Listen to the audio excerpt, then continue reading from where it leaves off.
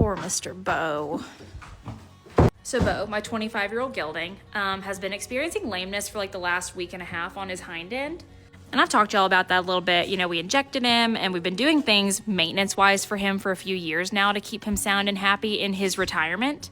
So because he wasn't getting the relief we thought he would from initial joint injections, it made us think possible soft tissue issues. Which he did have a suspensory injury as a young horse. That is something that we've managed his entire life since he was like 5.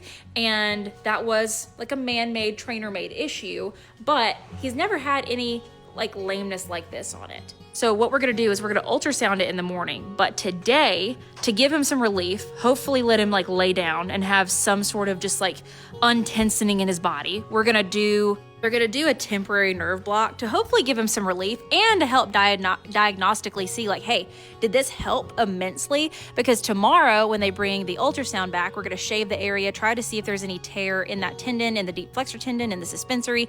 And also, you know, if we do shockwave him, if we do stem cells, we need to know exactly where to like send that treatment. But we're also asking those hard questions because Bo, he's not the guy that's going to be happy in a dry lot for the rest of his life. He's not the guy that can do stall rest for long periods of times. Like if he needs to do stall rest to heal, sure. But if it's like, oh, he can never go out in his pasture again, we're not going to do that to him. So yeah, his feet are long right now. We haven't been able to even let the farrier do him because he's been so uncomfortable in that hind end to stand there.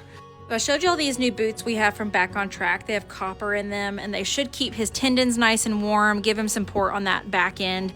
Tonight, it's crazy, I'll put them on and within 10 minutes, he's usually like sinking down and then putting all of his weight on his hind end again. It's like it gives him that support and warmth to really loosen him up and keep him comfy. He's staying perky, he's staying eating and nickering for treats, and he's keeping his appetite, he's drinking well, all those things, which are really good because a lot of the times with a chronic pain horse, those are things that stop once they're in like just suffering, essentially.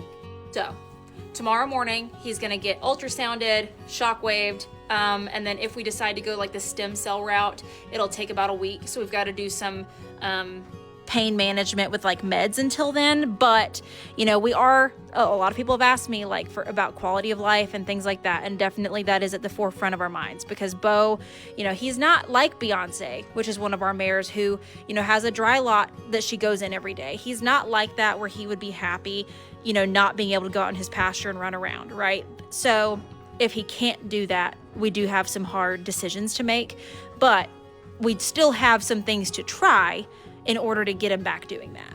So let's cross our fingers that those things work.